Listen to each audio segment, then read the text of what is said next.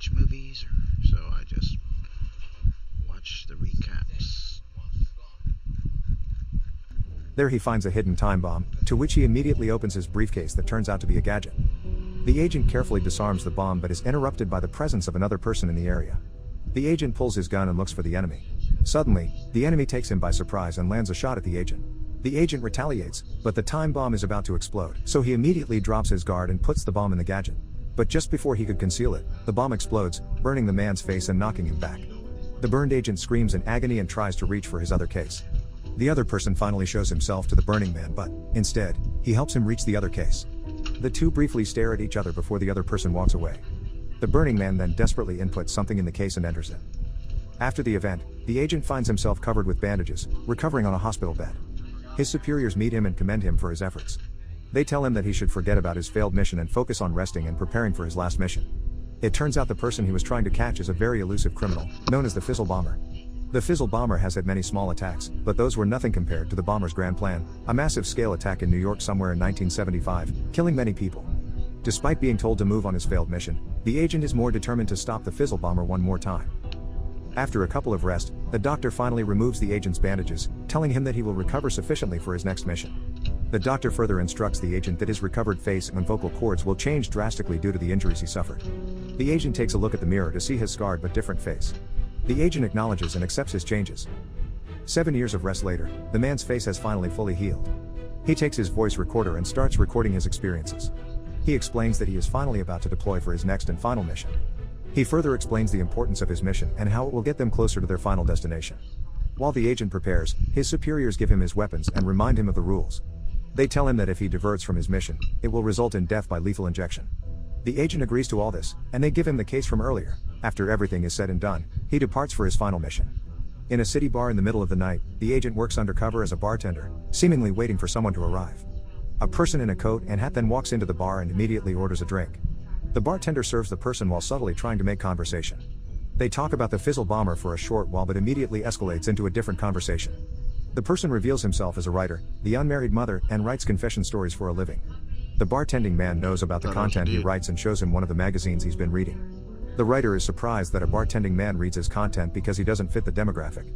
The writer further tells him that the things he writes are not worth the read. The bartender tells him that he sometimes looks to his magazines when he needs insights into a woman's perspective and is curious how a man would know a woman's perspective. The writer tells the bartender that he was once a girl, which leaves the bartender surprised. But before the bartender could ask more about the matter, the writer starts telling his life story. It all started on September 13, 1945. He was a newborn without parents taken and left at an orphanage doorstep. The orphanage took her in and gave her the name Jane. As a kid, Jane was curious about outer space and grew to love it. Jane envied kids who had parents, wondering how and what it feels. Jane never understood why her parents abandoned her or what she did wrong to deserve such deprivation. But as Jane got older, she felt something different about her. Jane was more self-aware than any other girls in the orphanage and more curious than them. Jane solemnly... I've watched probably 50 of these recaps over the last 2 days. And I decided randomly, oh, I'm going to react to this one. It's time travel, sci-fi. I'm going to love it, you know. What year was this made? Like 2015 or something? Sounds about right, I guess. Vowed that her children would have a real family, unlike her. So she focused on other things like learning how to fight. Jane was stronger than any of the other kids, even the boys. She was also the smartest in the class. She loved mathematics and science, and everything was easy for her. But all of the kids did not like her, and they thought of her as weird. Later on, Jane grew to hate herself, realizing that her being different made her very unlikely to be adopted. Jane accepted that no one would take her as their daughter or even as their wife. Years later, Jane was finally about to graduate when she met Mr. Robertson. Robertson was looking for young women like Jane for a job in government service on an organization called Space Corp, possibly revolving around space travel. Robertson elaborated that they sought out ladies that show great potential in the fields of mathematics and science and had strong physical abilities. Jane accepted the invitation and applied for the company. During the interview, Jane expressed herself in front of the panel. Upon being questioned by the panel about how she saw her role in the journey, she told them her determination. She was serious about what the organization wants from her, so she got accepted. Space Corp held special training sessions for the volunteers to test if they were capable of space travel. They gave Jane and the volunteers an advanced visual simulation of space. Jane felt alive and was brimming with excitement at the sight of space travel, but some of the volunteers couldn't take it. Space Corp gave them endurance and written tests, which many of the volunteers struggled with, but Jane quickly passed with flying colors. Space Corp also held interviews with a heartbeat sensing machine to tell if the interviewee was lying or not. There they find out that Jane thought about love a lot. Jane also expressed that something feels wrong with her and that the other volunteers don't like her. Shortly after, Jane got herself into a fight with one of the volunteers, but she beats the girl by constant parries and multiple strong punches directly to the face, knocking her down. They were immediately stopped by the staff and taken to the clinic. Outside, a doctor hands a report to Robertson about something particular in Jane's body. The doctor then told Robertson that it would disqualify her, but Robertson told the doctor not to tell Jane and that he'll take care of it. Jane got disqualified, but they didn't tell her why. While packing her things, Robertson approached her, and Jane expressed to him that she was merely defending herself. Robertson reassures Jane that he will do everything to get her back in the program. Despite Robertson's promise, Jane couldn't rely on him, so she had to find other ways to make a living. Jane worked as a house helper in the day for a cheap family by doing their chores. It was there that Jane discovered confession story magazines and began to love reading them for her pastime. At night, Jane went to school to work on her etiquette, but she had a hard time learning. That was when Jane met the man who was going to change her life. One rainy night, Jane accidentally bumped into a man and apologized. Jane then asked if the man was lost, to which the man replied that he was waiting for someone. Jane replied with the quote, "Good things happen to those who wait." The man replied with the rest of the quote, saying, "But only the things left behind by those who hustle." Jane was amazed that they were thinking the same thing. Jane further describes the man to the bartender, how the man was handsome and rich enough to take care of her.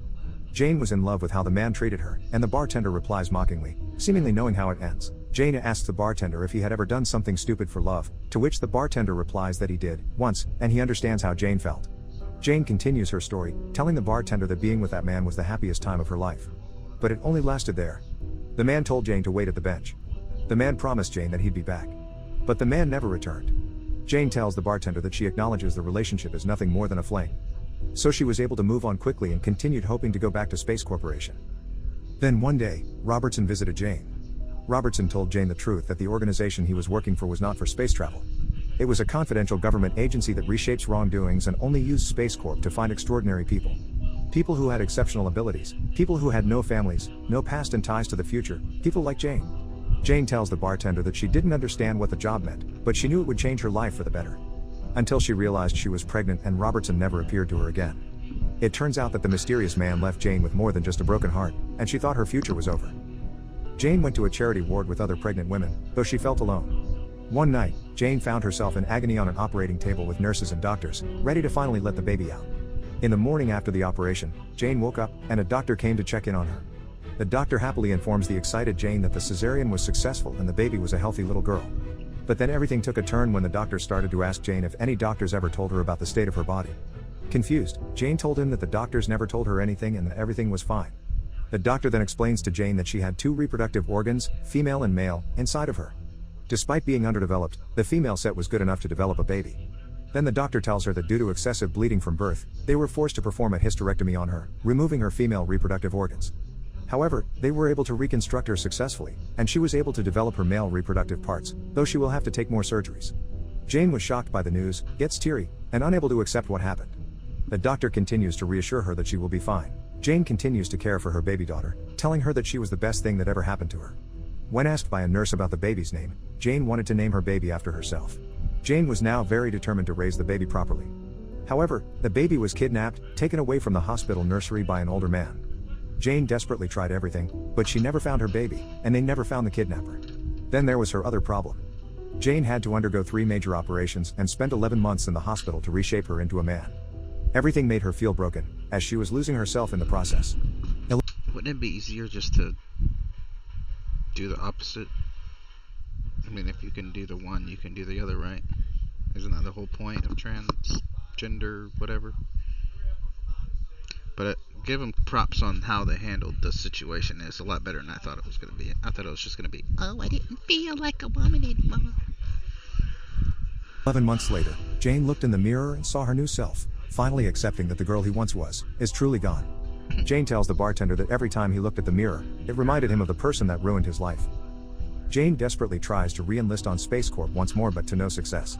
They knew about his story and marked him unfit for space travel, nailing the coffin to her desired future. So Jane changed his name and moved to New York to get on with his life.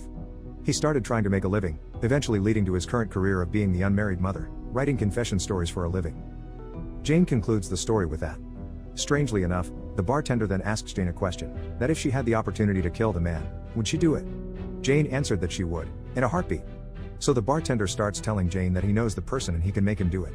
Jane doesn't trust him, so the bartender uncovers Jane's current name that she did not even mention, which is John. John is still reluctant, so the bartender reassures him that he works for Robertson, which finally prompts John to follow him. The agent takes him down the cellar and shows him his field kit, telling him that it is a time machine, and they will both travel back in time. John is still suspicious of the bartender until the agent stands close to him and tells him to stay still, hold the case, and close her eyes, and the two of them disappear from the cellar. John and the agent travel to Cleveland, Ohio, in 1963. John is distorted from the travel but slowly recovers.